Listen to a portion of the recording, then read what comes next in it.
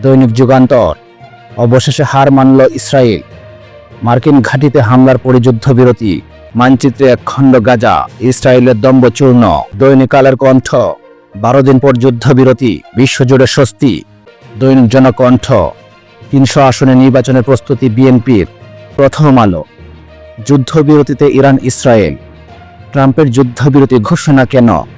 দৈনিক বাংলাদেশ প্রতিদিন, যুদ্ধবিরতির মাঝেও হামলা, রাজনীতিতে ভোটের প্রস্তুতি।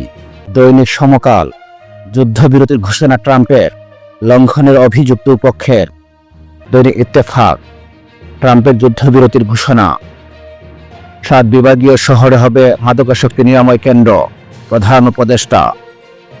দৈনিক ইনকিলাব, সাময়িক স্বস্তি মধ্যপ্রাচ্যে, ফের পদোন্নতি পাচ্ছেন আওয়ামী লীগের আমলারা।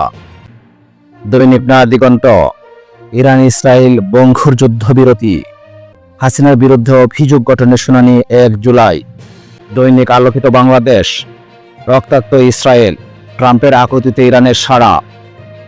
দাঁড়িপাল্লা প্রতীক সহ নিবন্ধন ফিরে পেল জামাত।